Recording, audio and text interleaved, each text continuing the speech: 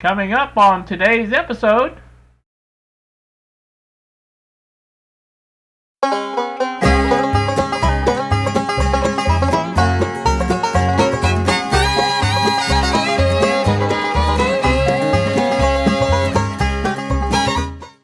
Alright, we are back at the bench once again. I have a 3-volt power supply hooked into AC over there, and it is hooked up. It puts out a little more than 3 volts, 3.78 I think, something like that. But it's fine for this. And I have the, also I have this hooked up. Let me go show you this. It is at, I think you can see, I don't know if you can see or not, but it's at 1 kilohertz tone.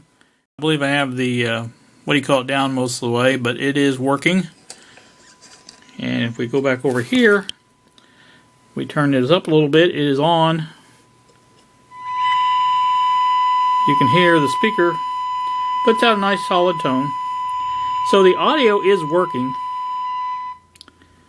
The only thing I can say is probably the little thing of bobs that I was using. This one, I didn't test this one as good as I did the other one, and maybe that's the difference, I don't know. But I tried it with this first, with a 9-volt battery sitting right there, and it did not work.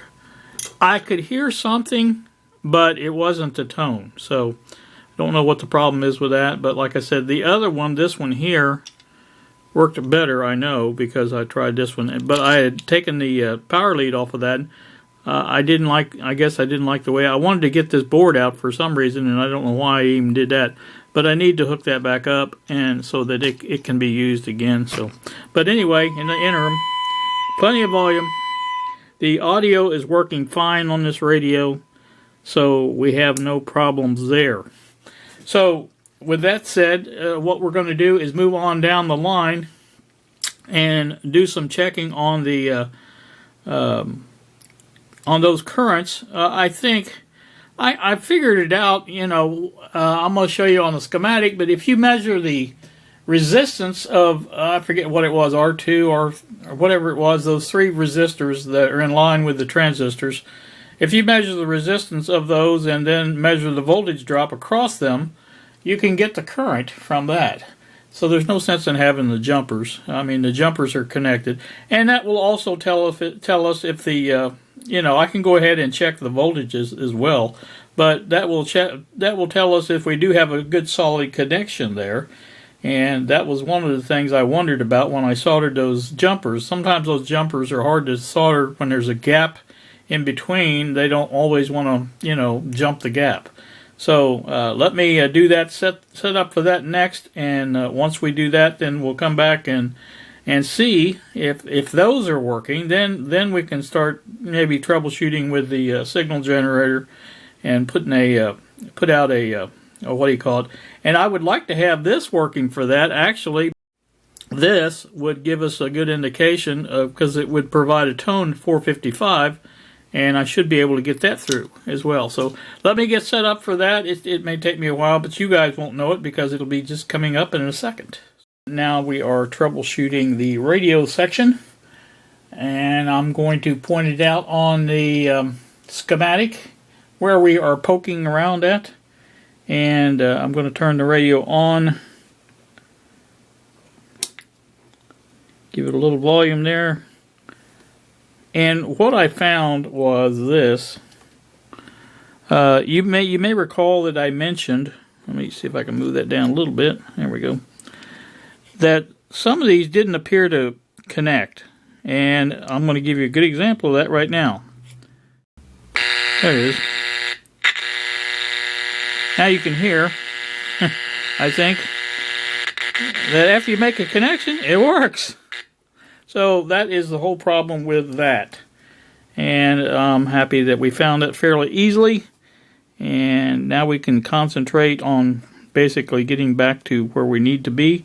And I want to see, I've got this connected to the voltmeter, see if we can get a reading on it when it's active. There it is. Alright, 3.5. Now you got to remember that my source voltage is way high. Let me turn it down a little bit. Well, I want to make sure that I've got it on connection good at the same time. Yeah, so 3.539 is what we're measuring. Like I said, that is basically. I don't know what the. Let me get a reading on the actual source. The source is 3.78. So yeah, it's somewhat diminished compared to that. That's acceptable, I think. I'm not even going to bother with the other two because, like I said, I think that it should work now. Once I get that soldered like it's supposed to be. I have the original Bob's little probe, signal injection probe, hooked up, and that's my meter powering off, which I don't care.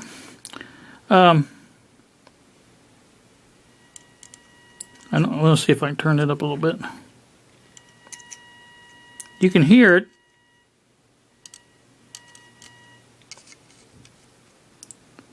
On the, okay, there's the, I think this is Q1.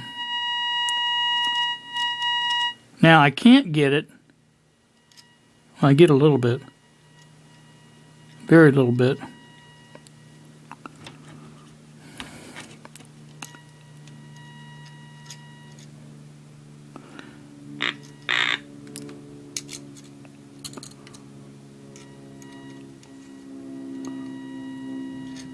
I don't even know if you can hear that on the...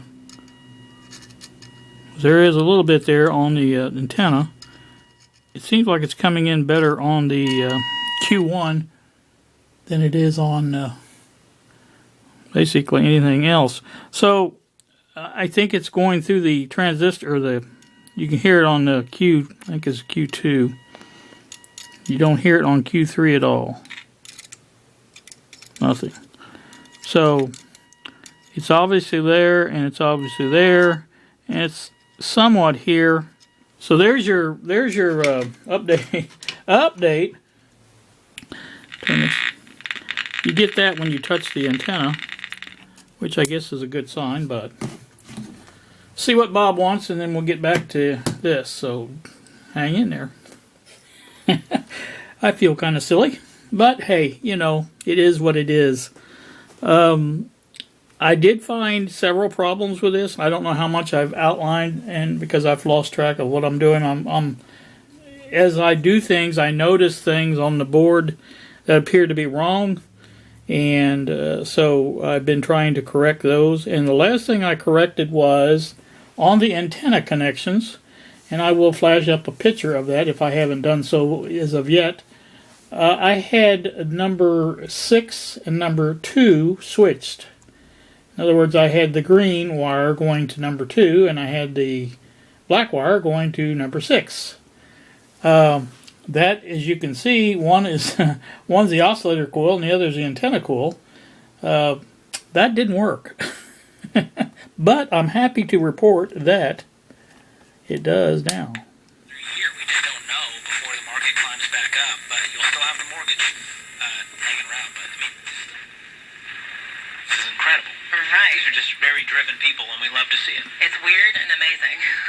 Yeah. And I think there's a lot of these conversations happening right now. And a lot like of I said, with the market being down, and there's a lot of fear, and there's a lot of concern. so to basically go over this one more time, it is a couple of problems. The jumper at A, which is LC1 on the schematic. Let me turn it down. Turn it off, actually. Save batteries. Was open. I fixed that. And I did get some static out of the speaker then when I would touch the antenna. So that was good.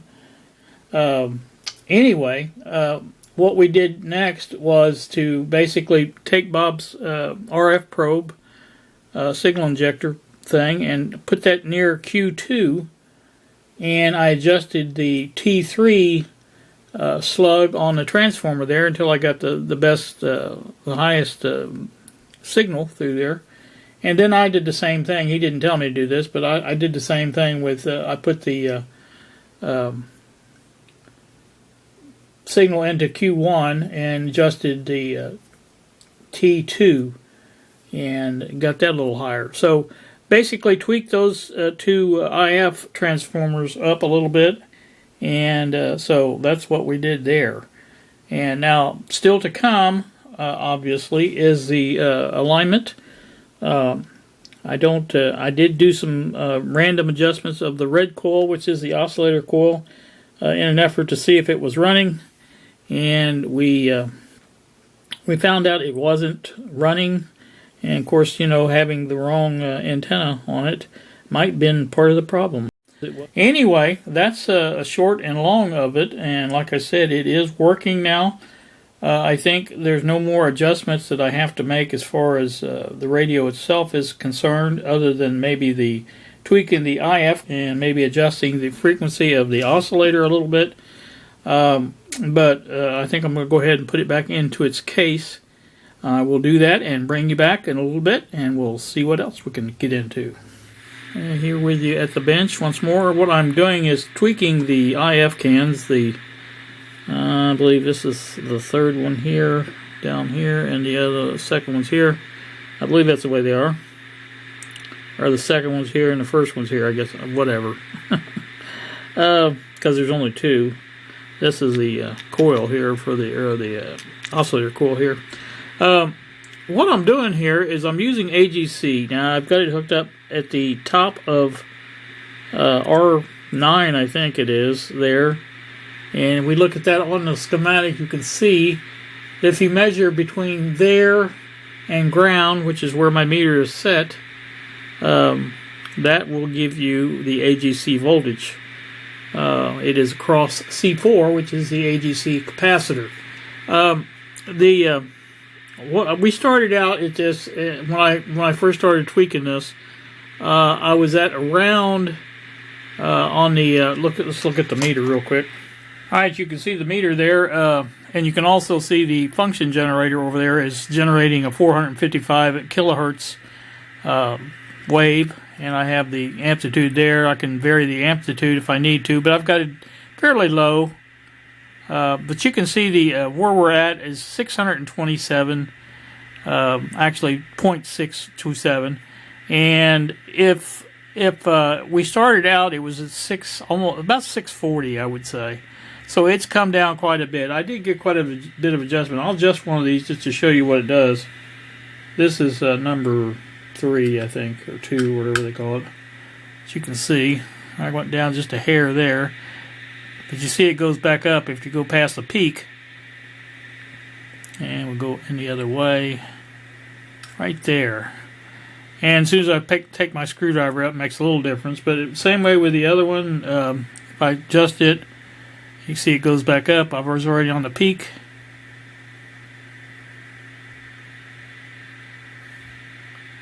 I went past it. So right there.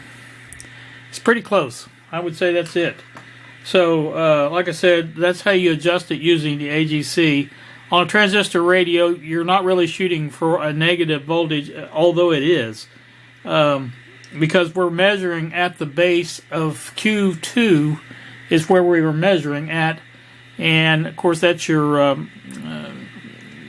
signal level comes in there. And if we get a lower voltage there, you know, that's a better signal. So that's what it amounts to, because when there's no signal on there, it goes way up to about 7.7. So, like I said, that's how you do it with AGC on the transistor radios, and they're not all the same, but this the way this one is. And so, like I said, that's what I've done, and like I say, it is pretty well tweaked now, I would think. That's the way I'm going to do it anyway. And like I said, I like doing it this way because there's no noise involved, because that function generator is not doesn't have a modulated signal on it, just a carrier wave, 455, and like I said, that works perfectly with it.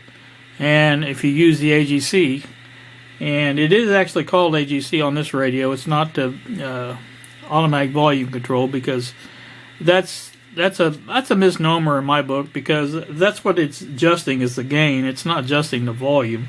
yeah, the volume level goes up and down as a secondary condition of it. But again, you're adjusting the gain on the transistor or the stage, whatever stage, tube stage or whatever it is that you're doing, and that's why it does that. Now on the tubes, like I say, it is a minus voltage. It will go more minus, and that's what this does. It goes more minus with the larger the signal. It's the same exact thing. It's just a different range that you're using. But like I said, that's the way that works. So let's. I'm gonna take the everything off, and let's take a listen to it and see what it is. Nighttime now. It's 8:54 in the PM. So let's take a listen to it and see if we can hear anything. Now, I don't know if I pointed this out. Let me get you over here again. I don't know if I pointed this out, but I am using batteries, and these batteries here came from, you guys may recall the Superhead AM receiver project. I found them in a battery box in that project, and they're not totally charged, but they're not bad. They were both 1.4 something. They were strong enough. Like I said, it's around a 2.8. On the, what do you call it? So it's close enough. It works good. So like I say, let me get this undone, and we'll take a listen to it and see what it sounds like. Alright, we are back again. Got the radio back in its case. You can see I've got the screw in it. I still haven't found all the screws for the circuit board. There's like 2 or 3 more that are out there somewhere, and I don't know where they're at. They must have got shuffled somewhere on the bench or something. But anyway, let's see. We're in the 8 to 700.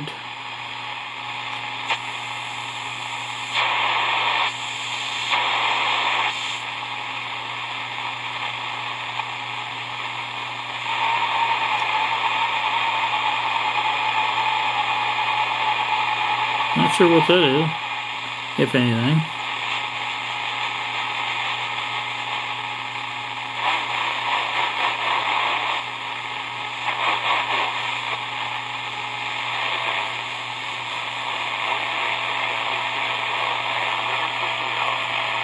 There's a station, but I can't make it out.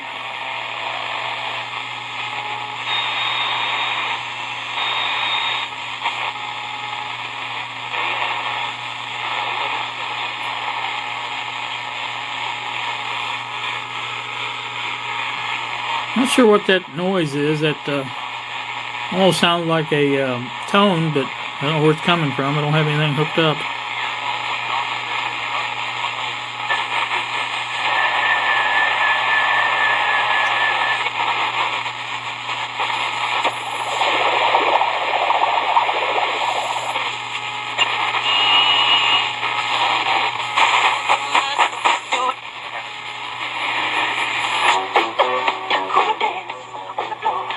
Alright, well there you go, that's our local station. It comes in pretty clear for this time of the evening.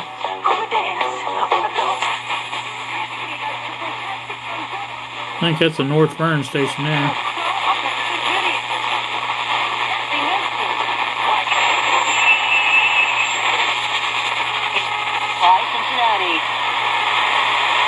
Obviously Cincinnati.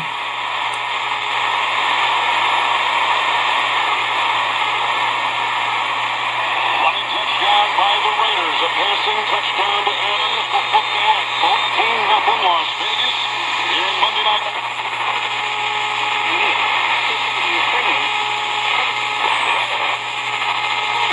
From right to left, it is high and end over end and down the middle and over the head of Isaiah.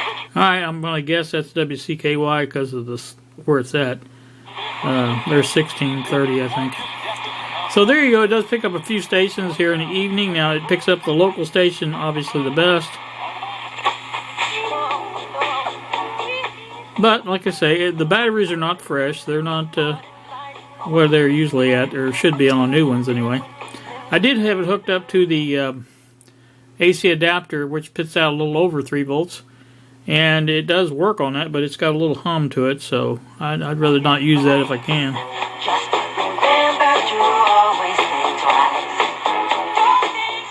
Got plenty of volume. So there you go. There's the Tecsun.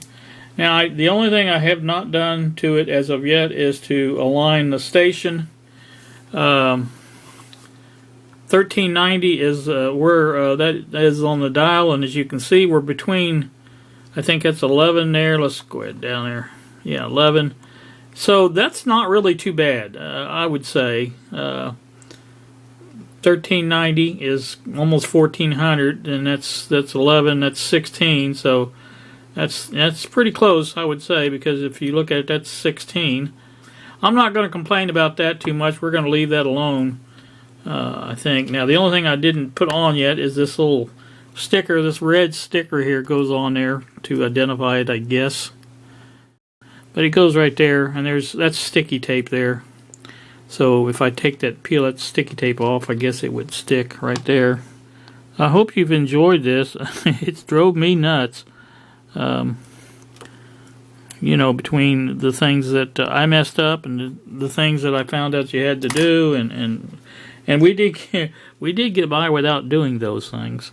So.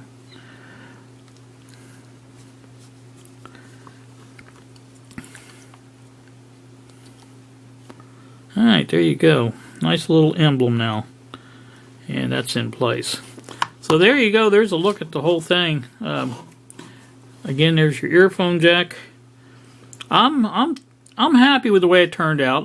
I still haven't got this completely on. It's just stuck in there. It seems to be staying pretty good. I think they suggested glue to put it on, but I think if it doesn't, you know, if no more than I'm going to use this probably, it will probably stay there for the rest of the time. So. Multiple shelling attacks, killing and wounding civilians and destroying infrastructure. Kiev's mayor, Vitaly Klitschko, said he thinks he can bully Ukraine into submitting. He's gravely mistaken. People is angry. Angry and what? Yeah, there you go. So, like I say, we're done with that one, I do believe. Like I say, I'm going to post this and let you guys take a look at it and see what you think. And I'm going to move on to the next project, and I don't know what that is yet. I still have my my little light boom that I'm working on. I have played around with a little bit of that. I was looking for the piece that I had printed, and I don't see it. I had it here earlier. Here it is. Let me show you that real quick. Now this was on the, I don't know which one it was, Thingiverse or somewhere like that, but this has got a swivel. You can see it swivels around, and that's what this is, like a ball socket in there. And that would do for your, it does turn too. Now that's supposed to fit on there. This is going to need some adjustment. Generally when you get these things like that, they will need adjustment, and you have to basically go through and try to get them to where they work better. But that does swing around. It does move back and forth. So it could be used that way. And this had a top much like the well, it was a downsized version of it, but much like the ones I'm designing for that other boom. I had the 3 rows in it, and you could twist it that way, and that's what it was, you know. But like I said, this would work, and I think probably make this a little bit bigger and adjust the sizes just a little bit more to where this moves a little bit. Now it's tight enough now it would hold whatever it was held to, I'm pretty sure. And you want that tightness there. So, like I said, I don't know whether to leave it that way. It's supposed to be able to tighten up on this. And, you know, there's supposed to be enough play in there to let that do that, because this has got, take this apart like that, and that's the way that works. So that's the way it is. You just snap that in there, and like I said, then you screw this on to hold it tight, and this doesn't go on as good as it should. Of course, the threads are not great on this. It didn't print really good. I don't know why you can see that, but I printed it differently than what I think they had it. And when you do that, a lot of times it messes things up, and you know, you kind of learn a valuable lesson. But anyway, it is what it is, and it's not no big deal one way or the other. But like I said, I printed this up last night before I went to bed. I was just wanting to play around with it and see if it would actually work, and it does work. So, you know, it doesn't have a big long range, but it does twist around. Like I said, it would go around full circle if you wanted it to, and that's an important thing, because like I say, you want to be able to swing your light around. So anyway, that's that, and that may be part of the next one. I do have my scissor boom parts printed, and I haven't actually put them all together. I have test fitted them just to see if they fit, and they do work.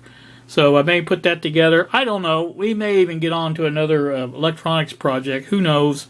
We'll do something, though, next time. And this should cover me up to, I believe, Friday of this week. So happy about that. So you guys have a great day. Thank you so very much for watching. And we will see ya.